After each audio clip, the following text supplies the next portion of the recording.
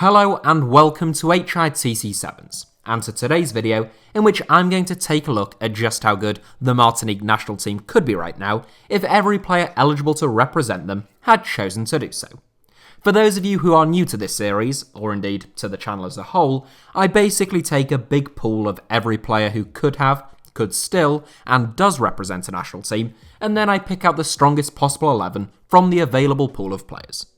I have done it lots of times, including videos on what if Jamaica, Nigeria, United States, and most recently of all, Suriname national teams.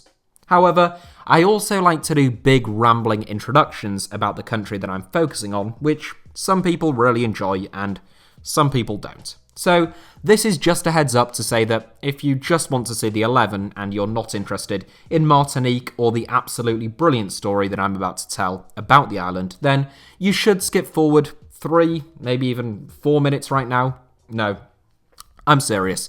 This is going to be a long one. Okay.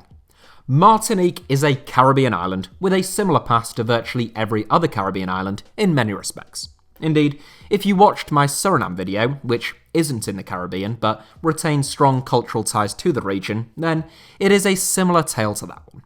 The island had two groups of people now considered to be indigenous to the islands, the Arawaks and the Caribs. The Arawaks arrived in the 1st century AD from South America, but the male population was largely massacred by the more aggressive Carib people who arrived around 1,000 years later. Columbus landed in Martinique in 1502 in his fastest ocean voyage, but Spain had little interest in the island.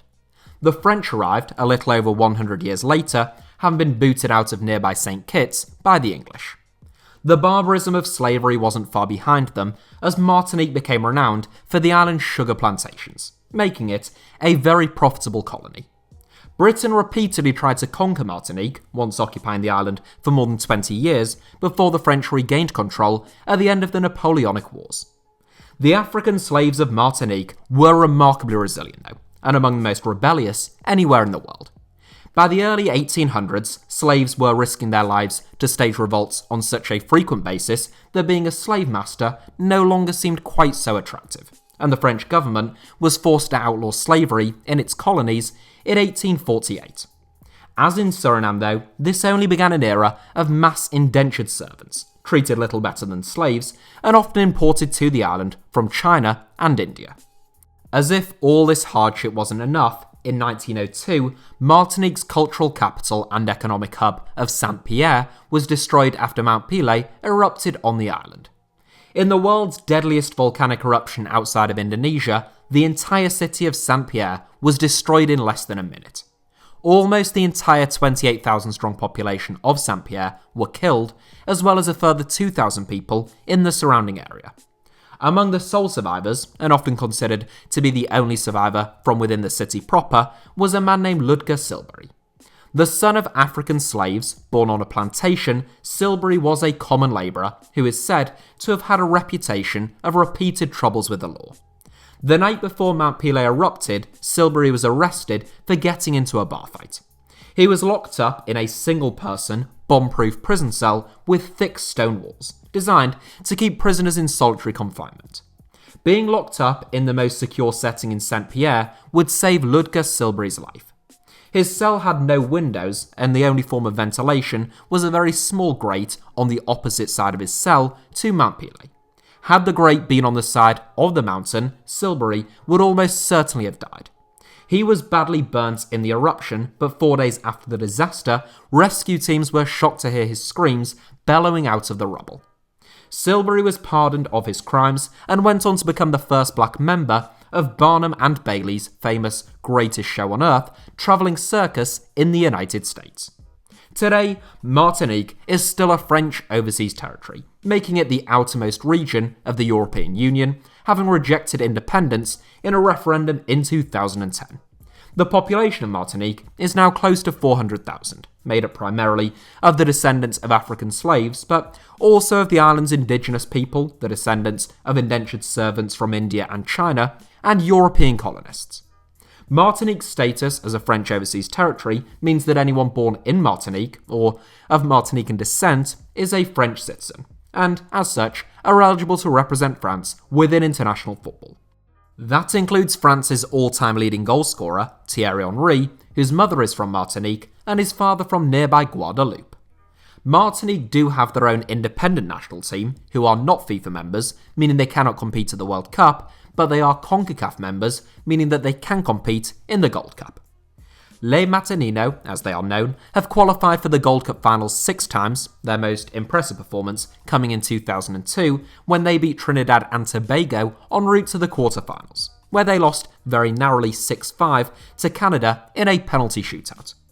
That leads us nicely to the present day, and I should add that Martinique have already qualified for the 2021 Gold Cup in the United States, along with Qatar, who are an invitational guest. Yeah, don't ask. Anyhow, hopefully you now feel as though you have a better understanding of Martinique following perhaps my most long-winded introduction of all time, and that is really saying something. But without further ado, here is my What If Martinique 11 had every player eligible to represent the beautiful Caribbean Islands national team chosen to do so. Goalkeeper, Steve Allana. Alright, I'm just going to come out and say it.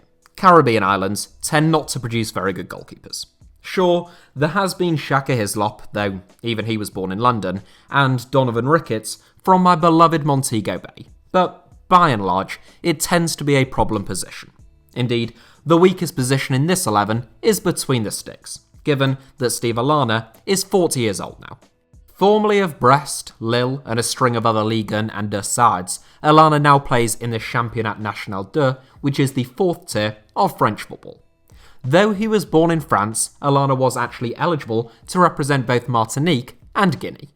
He won 7 caps for Martinique in 2014 alone, but in 2019, aged 38, Guinea tried to call up the veteran shot-stopper to their national team. Allana was keen to play for a second country, but his efforts were thwarted by his failure to acquire a Ghanaian passport. He's no Manuel Neuer, but he just about sees off the challenge of Martinique native, like Chauvet, between the sticks. Right back, Lala Kenney. A much stronger inclusion, Lala Kenney still won't be familiar with many of our subscribers, but he is a very capable fullback.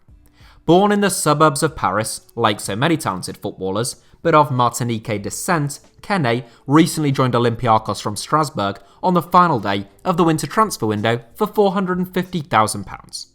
Quick, attack-minded, and hard-working, Kenney has already been crowned as a Greek Super League champion, and he starts ahead of diminutive young Nîmes fullback Patrick Berner, who was actually born in Martinique's capital city of Fort-de-France. Centre-back, Raphael Varane.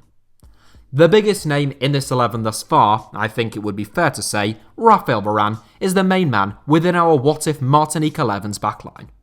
One of the most talented and most decorated centre-backs of his generation, Baran has won 18 trophies at Real Madrid, including 3 La Liga titles and 4 Champions League crowns, in addition to winning the 2018 World Cup with France. Although Varane seems to have been around forever now, given his very early breakthrough, he actually only very recently turned 28. Capped 73 times by France, Varane was born in Lille and began his career with Lens, but he would have been eligible to represent Martinique through his father had he made the absolutely extraordinary decision to do so. Centre-back, Timothy Kolejijak. Whilst Raphael Varane's inclusion was never in any doubt whatsoever, it was a much tougher decision between 4 different centre-backs deciding who should partner him. So, in the end, I just went with the one whose name was the most difficult to pronounce.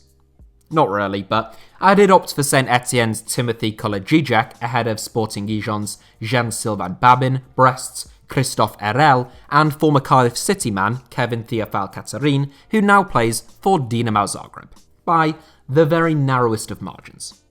Kolejijak is no Varane, but the former Lyon, Nice and Sevilla centre-back, who was a standout player for France at youth level, is good value for a spot in this 11. Now aged 29 and often partnering Senegalese giant Pape Abou Cissé at centre-back, Kolejijak's father is Polish and his mother is from Martinique. Left-back, Leyvan Kazawa. Former Arsenal and Manchester City fullback Gaël Clichy, who won 20 caps for France, is in with the shout at left-back. But, aged 35 now and playing his club football in Switzerland, I'm afraid he is forced to play second fiddle behind Leyvan Kazawa. Much like Timothy Kolejijek, as you can probably tell from his surname, Kazawa also has a father of Polish descent. In fact, as far as I can tell, Kazawa could actually have represented France, Poland, Martinique, or Guadeloupe. Unsurprisingly, having been born on France's south coast, not far from Saint-Tropez, Kazawa chose to represent France, and he has since won 13 caps. Once considered a very pacey young top prospect at Monaco, Kazawa joined PSG for €23 million in 2015. In the near 6 years since, he has shown indifferent form in truth, but he's still a pretty solid inclusion on the left side of our backline. Defensive midfield, Axel Vitzell. Do not be fooled into thinking that just because Martinique is a French overseas territory, having been ruled by France for 300 odd years before that this 11 would solely contain Frenchmen. Oh no, that would be a foolish error of judgment, as evidenced by the inclusion of Axel Vitzell, a man who is from Belgium, which is of course very famously nowhere near France. Witsel was born in the Belgian city of Liège to a Martinique father, and he has been capped a whopping 110 times by France's near neighbours. A brilliant defensive or central midfielder, Witsel is athletic and a brilliant passer of the ball, a combination that makes the Borussia Dortmund man one of the first names on this team sheet. Defensive midfield, Mikhail Malsa. Following a couple of relatively big names, we're brought back down to earth a bit with Axel Witzel's partner in holding or central midfield. Born in Paris, Mikhail Malsa is the first player in this 11 since Steve Allana, who has actually represented Martinique on the international stage. Capped 4 times by the CONCACAF national team, Malsa enjoyed a really impressive 2019-20 season in the Spanish Segunda Division. That prompted a move to La Liga side Levante last summer, where the ball-winning midfielder has made 35 appearances so far this season. Right wing, Arnaud Nordin. It truly is unbelievable the number of top-flight footballers across Europe right now who were born in Paris and the French capital's often impoverished suburbs. And whilst Arnaud Nordin is far from the most high-profile of them, he provides yet another reminder of that fact. A teammate of Timothy Kolejijek's at St Etienne, Nordin came through the Ligue 1 side's youth ranks and has since played 86 times for them, aged only 22. Raw, but a real live wire, Nordin has scored 3 goals and made 4 assists in 31 outings for the Saints this season, and the former France under-21 star is still eligible to represent Martinique should he decide that the chances of a call-up to Les Bleus senior team are slim. Attacking midfield, Ludovic Blas. Another dangerous young Ligue 1 player who, you guessed it, was born in the suburbs of Paris, Ludovic Blas was among the first names on my team sheet. Like Nordin, Blas played plenty of football for France at various different youth levels, and he made his first team debut in Ligue 1 whilst he was still only 17. Signed by Nantes in the summer of 2019, Blas bagged 7 goals in all competitions last season, but he stepped it up a notch so far this term. Despite starring for a team that is threatened with relegation this season, Blas has managed to score 11 goals and make a couple of assists whilst playing in either attacking midfield or out wide on the right, and it is in the former of those 2 positions that he starts in my 11. Left wing, Anthony Martial. One of the Premier League's greatest enigmas, Anthony Martial has repeatedly flattered to deceive ever since he became the most expensive teenager in world football back in 2015. Signed by Manchester United from Monaco, some questioned the fee involved at the time, but Martial was the Red Devils' top scorer with 17 goals during his debut campaign. He failed to better that tally up until last season when he began playing more frequently as a centre-forward rather than as a left-winger, becoming the club's top scorer once again with 23 goals in all competitions.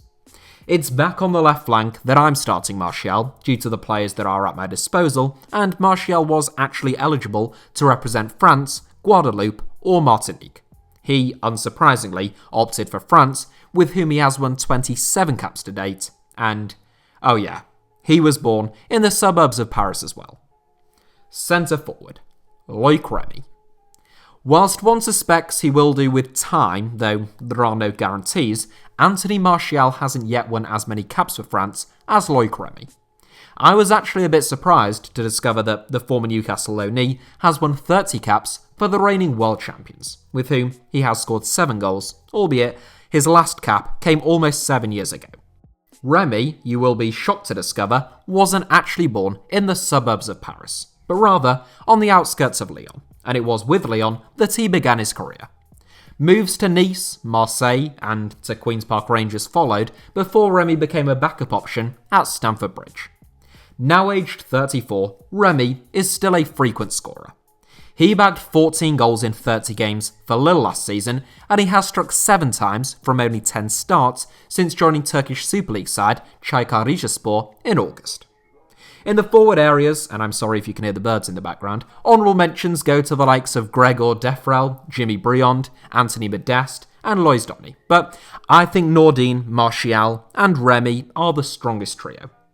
That is all for today's video, but I hope you enjoyed it, and at least now you know an interesting, albeit tragic anecdote regarding the history of Martinique and the world's deadliest volcanic eruption in the last 125 years.